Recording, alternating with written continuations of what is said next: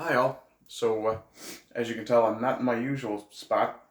There's a significant amount of echo in the room that I'm in, so I do apologize for that. But this time it's not being caused by software. So I did intend to do the Blade trilogy. Unfortunately, time got a little away from me. And I'm currently at my girlfriend's place. Come here, Pop. Come on. And of course, the dogs love me. Yeah. Anyway, the movie I decided to do today was Weird, the Yankovic story. And my God, am I glad I did. It is absolutely entertaining. It's absolutely based on a true story. I can say that without a shadow of a slight fabrication. Definitely based on a true story. I would say it's slightly fictionalized. Not very much. Daniel Radcliffe does an amazing job as Weird Al. I will say that. The few times I think it was him singing, he did a very, very good job. But the origins of some of the songs that Weird Al has performed over the years might surprise you, especially as they're presented in this video, this movie. This was a Roku original. I will endeavor to ensure that the link is included.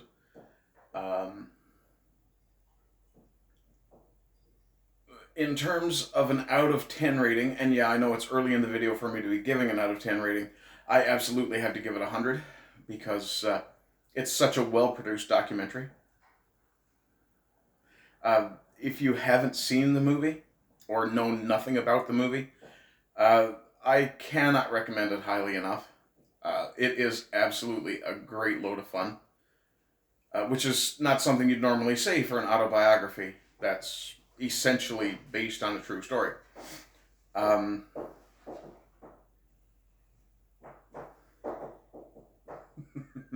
Just listening to the dog's tails banging off the floor in the background. In terms of the cinematography, the production value, the technical aspects of this film, now this is a Roku original. This is probably one of the best films, regardless of genre, that I've seen in a very long time. There is, in fact, a star-studded cast. Sort of. But there are some big names.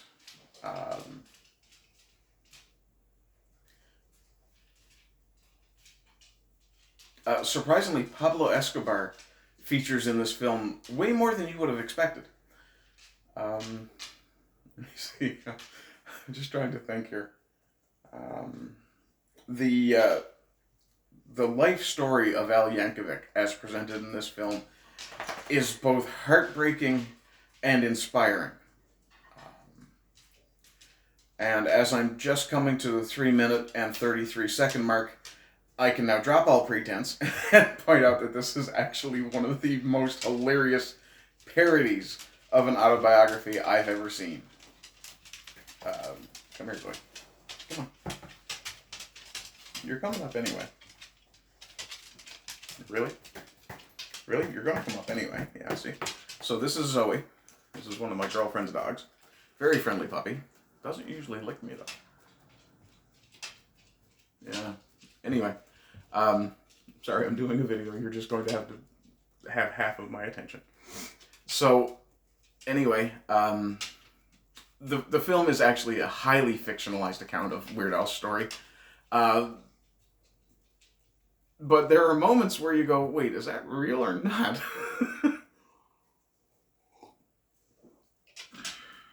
No, you can't have any of my coffee. It's my coffee. Sorry. Oh, go see. I'm going to pause till the dogs stop barking. Okay, not sure what they were barking at, so. Come here, Zeus. This big fella is Zeus. Yeah, he's the puppy. Do you want to go out? Okay. So, yeah, sorry about that. You know, dogs. Sometimes they need to go out. And of course, now Zoe decides to come and eat right next to me. You knob. But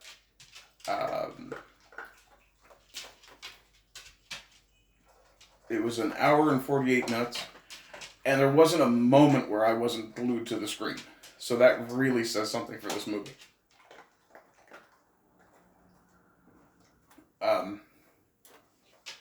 One surprising takeaway that my girlfriend gets quite the laugh out of is how many times I remarked that, holy crap, Daniel Radcliffe is fucking jacked. Oh, great. I'm getting a behind-the-scenes video taken of me now, too. Shoot me from the waist up. Nobody needs to know I'm not wearing pants.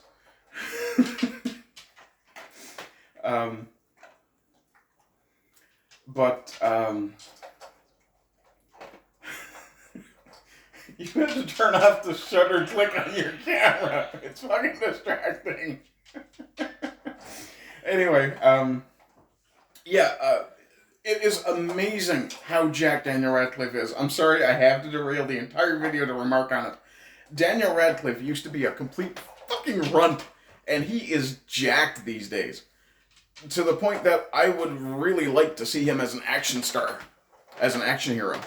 And I don't mean that in the slightest joking manner. There's actually a fictionalized fight scene. Actually, a couple of fictionalized fight scenes, if I remember right, yeah. Where I'm fairly sure it was Radcliffe was doing at least some of the action. And he would be believable, very believable, as an action hero. I don't think I'd make him Batman, but Union Jack, maybe. Spider-Man? No, I don't think so. He's too old for Spider-Man, though. If they did a Legion of Superheroes movie, definitely. Are you videoing me? You bitch. Yeah, I love you too. Oh, dear God. I should have known better to friggin' date my stalker.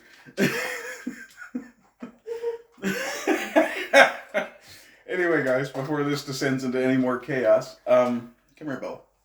Come on. Come on. Come on. Come on, come on. Come on. There we go. Get over there. Okay, so this is Bella. This is the last of the dogs. Good pop.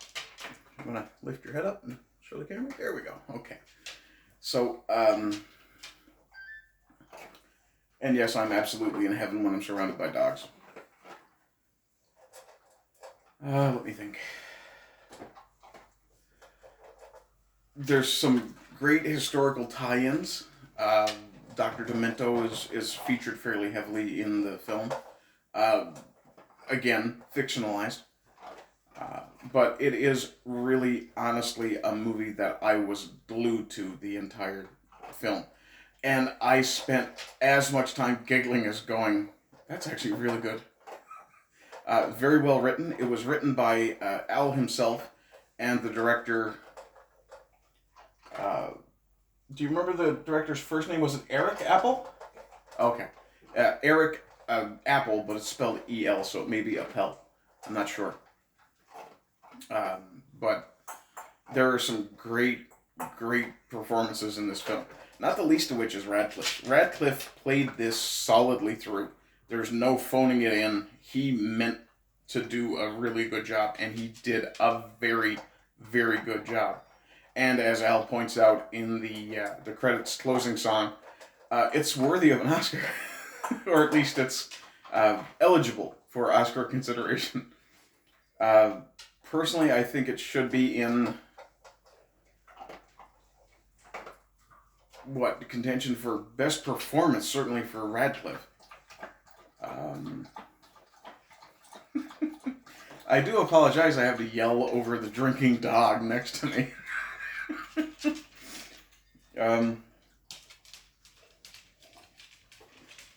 What else? Go see. No? Okay. Go on, go see. Anyway, I'm coming up on 10 minutes here. I'm not going to keep it much longer, guys. But seriously, if you enjoy comedy at all, and I mean, with the recent trailer for Renfield, with Nicolas Cage as Dracula, and is it Nicholas Hoult? I believe it is Nicholas Hoult playing Renfield. It might not be his first name. I can't remember now. I believe it is Nicholas Hoult, the guy who played Beast in the newer X-Men movies. But with those two movies, these two movies in particular coming out, it looks like comedy is finally resurging properly. And honestly, I couldn't be happier. I do love a good comedy. If it's an action comedy, so much the better. Which, I mean, a couple of my favorite movies are things like Rush Hour and Lethal Weapon. Lethal Weapon's slightly less action, or slightly less comedy. And Rush Hour a little less, yeah. But more than anything else, if you're looking for something to sit down and spend 2 hours just enjoying the crap out of, you can't go wrong with this movie. Al himself does actually appear in the film. I won't tell you where, but the disturbing resemblance between him and Bruce Campbell is amazing. What else?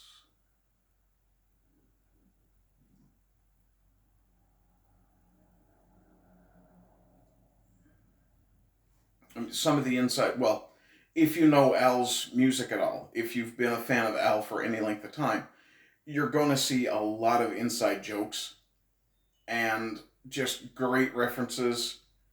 There are some really good references in general. Uh, and there are some really good jokes that, yeah, they're really good. In any case, guys, I just hit the 12-minute mark. I hope you're all having a good day. I hope you continue to have good days. And as always, rise and rise again until lambs become lions. Bye-bye.